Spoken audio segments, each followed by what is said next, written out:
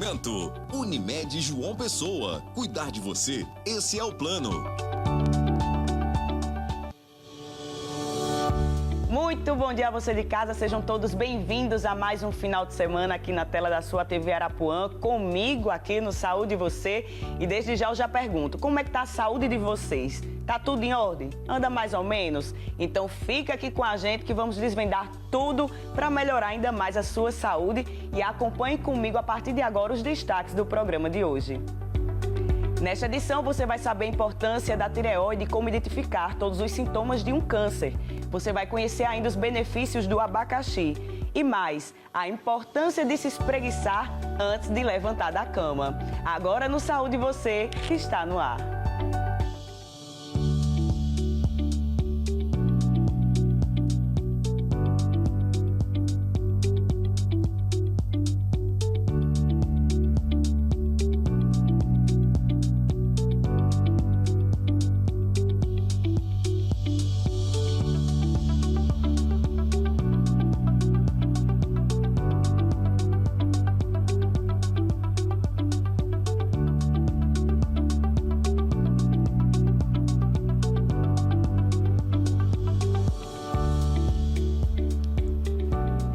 Começando o Saúde Você de hoje, sejam bem-vindos mais uma vez ao programa de hoje. E olha, gente, o câncer da tireoide é o mais comum da região da cabeça e pescoço e afeta 3 vezes mais as mulheres do que os homens. E segundo especialistas, o diagnóstico precoce tem grande chance na hora da cura. Acompanhe. Andréia não imaginava que tinha câncer na tireoide. Como os sintomas eram leves, não associou nada à doença. Eu nunca tinha sentido nada, nenhum sintoma. Todos os sintomas que eu sentia, eu achava que era em função mesmo da minha rotina de vida. Muito trabalho, né? Não tinha muito tempo para cuidar da minha saúde, nem prestar atenção nos sinais do meu corpo. O cabelo caindo, eu mais cansada, com muito sono, engordando bastante. Enfim, eu achava que era realmente por conta da minha rotina de trabalho. Até que um dia eu tive uma dengue. E aí, quando você tem dengue, não tem remédio que cure, né? Você tem o tratamento. Aí eu fui para casa, eu fiquei bem desidratada e tive uma pedra nos rins. E aí, quando eu fui pro médico, ele fez a ultrassom, ele falou assim: Andréia, você tem um nódulo na tireoide e ele é grande. Então, você procure um médico de cabeça e pescoço, que ele pode te orientar, fazer uma punção para fazer uma biópsia para você poder acompanhar. Em 2019, passou por cirurgia e fez radioterapia.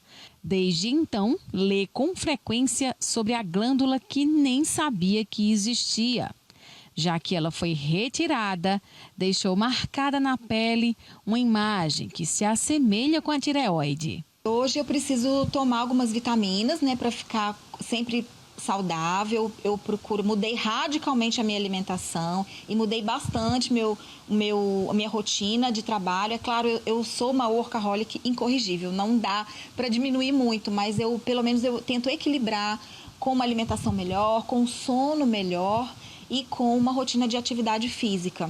Por que a incidência é maior em mulheres? A gente já escuta comumente relatos, né, sobre isso. A mulher, ela está exposta muito mais ao fator estresse, ao fator hormonal, aos balanços dos hormônios, né? Então, a mulher assumiu uma posição de vida, né, no mercado de trabalho, em que hoje ela trabalha, toma conta de casa, marido, estresse, empresa. Então, ela está exposta a fatores estressantes muito mais hoje do que o homem, né? Isso é um fato. E isso leva a desbalanços hormonais, né? O fator estresse ele é terrível no corpo e isso mexe com a bioquímica, com a função metabólica do corpo, e a mulher termina perdendo tempo, deixando de fazer exercício físico, tendo uma dieta pró-inflamatória. Então, todos esses fatores que, se for feito corretamente, né, dentro de uma linha de equilíbrio, eles serviriam para proteger de uma ativação de um gene que causa câncer, ele perde essa proteção e termina que ela fica mais exposta a toda essa desestrutura que vai levar a doenças. Uma dessas é a doença nodular tireoidiana, e ao câncer de tireoide. Dados do Instituto Nacional do Câncer, o INCA, apontam que o câncer da tireoide é o mais comum da região da cabeça e do pescoço. E ele atinge 3 vezes mais mulheres que os homens. Hábitos saudáveis podem ajudar a evitar o problema. Que essa glândula é tão importante no nosso organismo e às vezes a gente não dá nem valor a ela.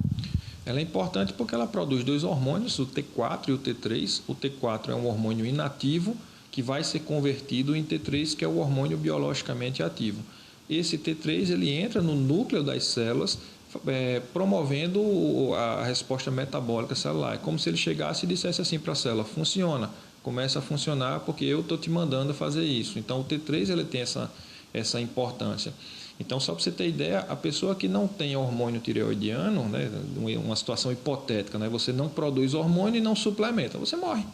Cerca de 7% dos casos são cirúrgicos. Os demais são tratados com reposição hormonal. O importante é seguir a recomendação médica e ficar atento aos sinais que o corpo dá. Dou sempre esse conselho, né, para minhas amigas e para as pessoas que trabalham comigo, que prestem atenção no seu corpo. Às vezes o seu corpo está falando alguma coisa para você e você está tão distraído que não está prestando atenção naquilo. Acha que é coisa da idade, estou chegando ali nos 40, então as coisas vão ficando mais devagar, mas às vezes não é só isso. Então eu sempre digo isso, cuide da saúde do seu corpo, que é o bem mais importante que você tem. Exatamente. Nossa saúde é nosso bem mais precioso, né? E aquilo que a gente sente literalmente, nosso corpo chega um momento que se a gente não prestar atenção, ele vai gritar de alguma forma e nem sempre não é da melhor forma possível, né? Então, assim, observe seu corpo, você se conhece, você é melhor do que ninguém vai se conhecer, principalmente para a questão de doenças, tá certo? Cuide da saúde, atividade física, alimentação, não é brincadeira, isso tem um impacto terrível, principalmente quando o assunto é câncer, tá certo, gente? Olha, dados levantados pelo IBGE em parceria com o Ministério da Saúde apontam que 6% da população com 18 anos ou mais afirmou ter o diagnóstico de infecção sexualmente transmissível. E para conversar, 0,6%, só corrigindo, tá certo? E para conversar sobre esse assunto, eu recebo aqui mais uma vez, que inclusive a gente fazia um tempo que não recebia, Dr. Rafael Mourato, ele que é urologista, fala muito sobre a saúde do homem, a saúde masculina, o termo urologista liga logo ao homem, porém, a mulher também está relacionada a esse tema, né, doutor Rafael? Porque, querendo ou não, principalmente casais. Exatamente, Tati. Então, essa é uma parte da urologia onde nós tratamos homens e mulheres, porque, de fato, as doenças sexualmente transmissíveis, como você muito bem falou, ela não é considerada hoje em dia uma doença do homem ou da mulher, e sim uma doença do casal.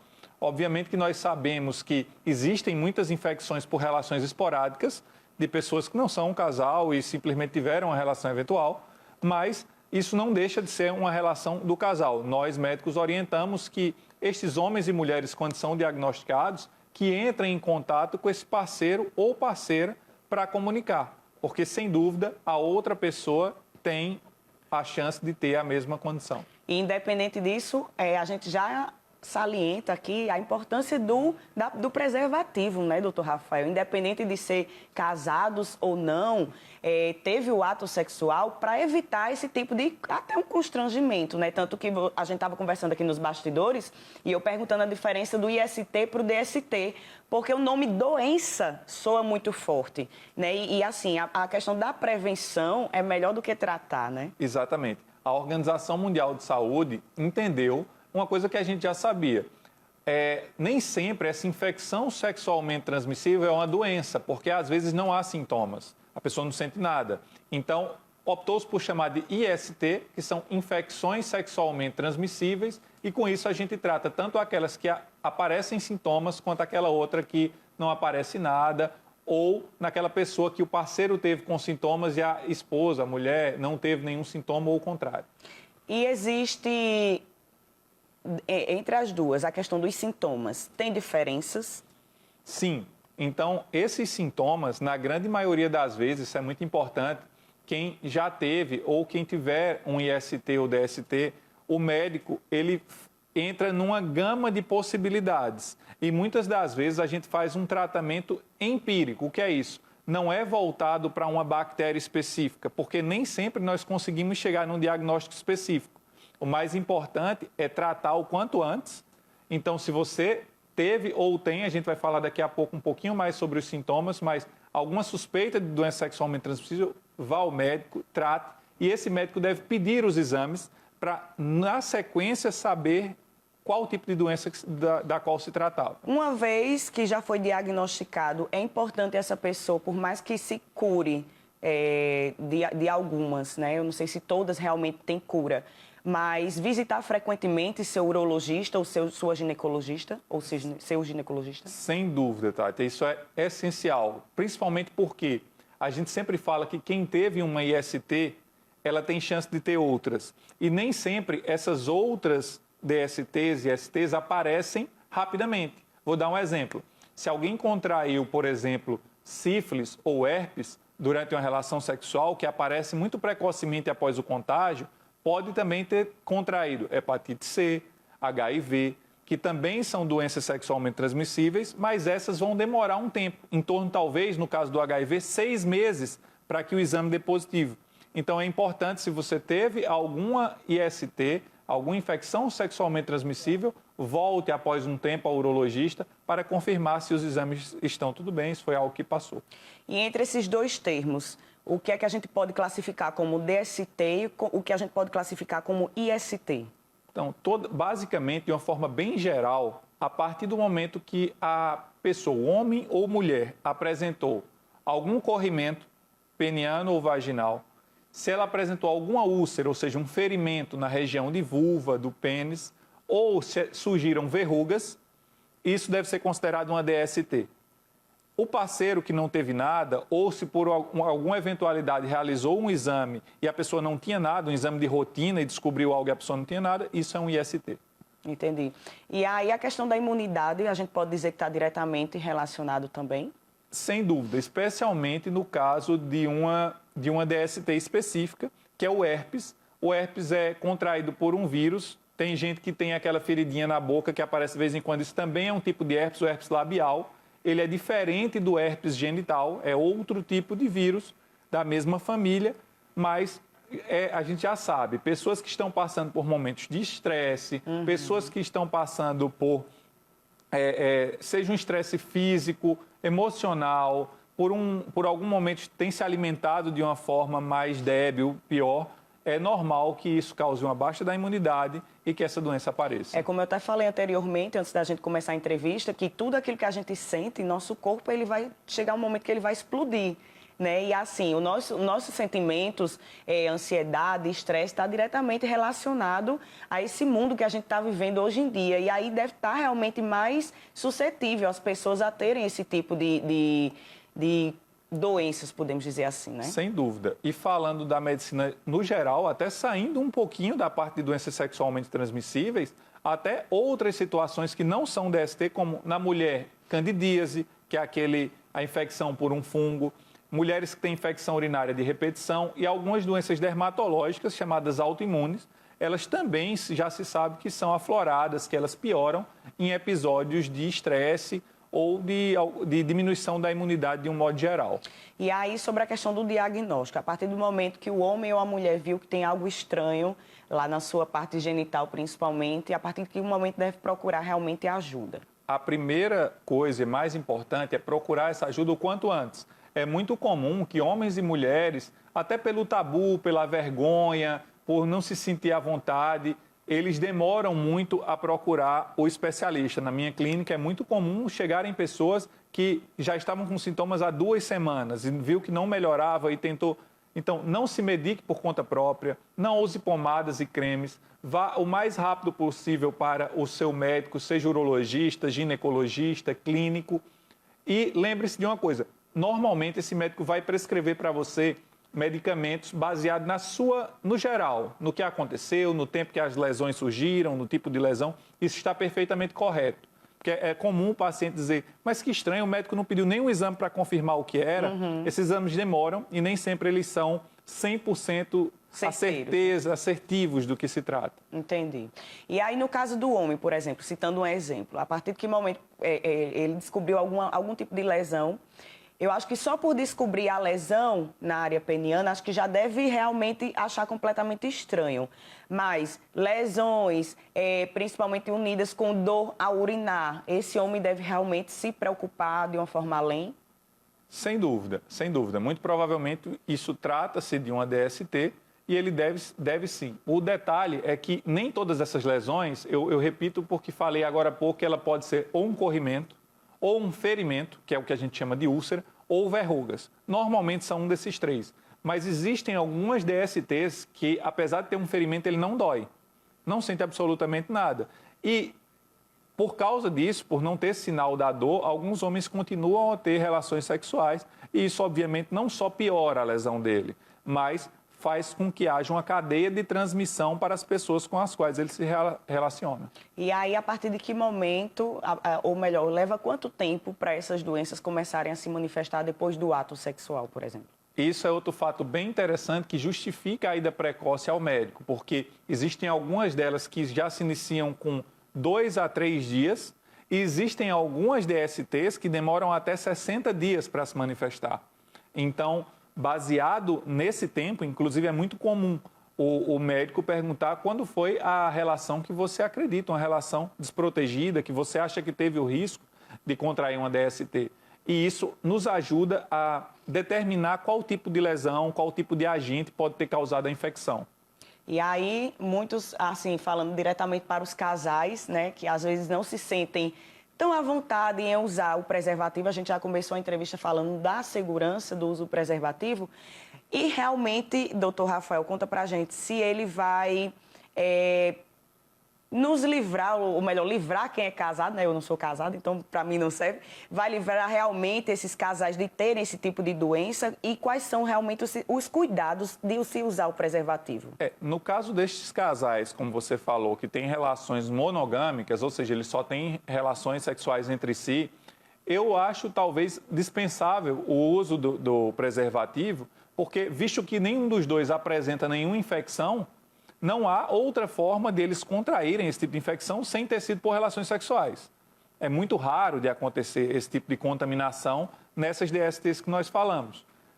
Mas, sem dúvidas, pessoas que têm relações com mais de um parceiro, sem dúvida, é essencial o uso do preservativo. Ele salva vidas de verdade. Então, aí vamos focar no monogâmico, literalmente, né? Você aí que costuma, às vezes, dar umas escapulidas do casamento, não pense que o negócio é dessa forma, que não é não, né, doutor Rafael?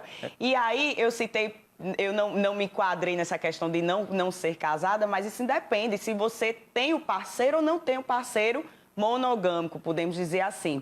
Sobre a questão da alimentação, tem alimentos que ajudam na melhora da imunidade? Existem, sim, vários estudos a respeito de alimentos que tanto ajudam na melhora da imunidade, como os que pioram a imunidade. A gente sabe hoje em dia que os açúcares, ou seja, o açúcar de forma geral, o açúcar, ele baixa a imunidade, que a farinha branca, por exemplo, é um alimento pró-inflamatório, então ele aumenta a inflamação do corpo, o seu corpo se disponibiliza mais a cuidar das partes inflamadas e com isso a imunidade cai um pouco. Então, existem sim alguns alimentos, o acompanhamento nutricional, sem dúvida, nos casos em que a gente percebe esse tipo de situação, é essencial, um acompanhamento em conjunto. A gente falou muito sobre o preservativo e tem mulheres que usam muito a questão da pílula do dia seguinte, né?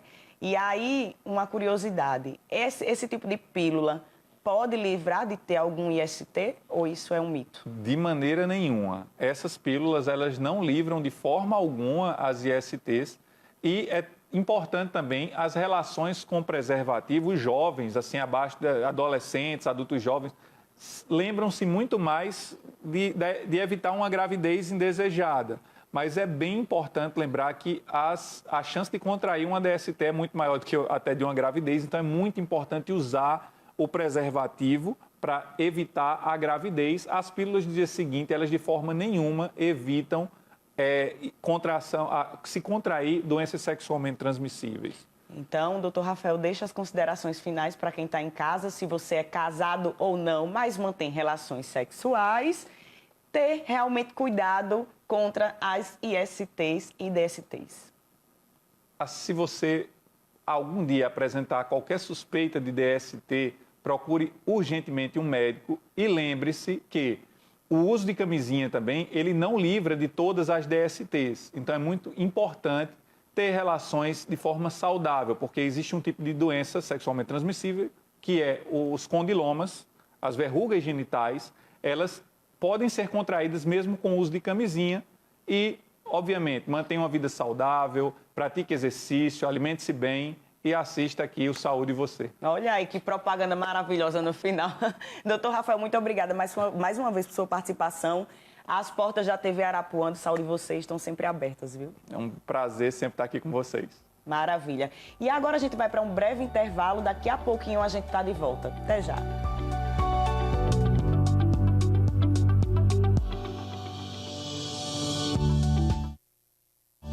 Saúde e Você. Oferecimento Unimed João Pessoa. Cuidar de você, esse é o plano.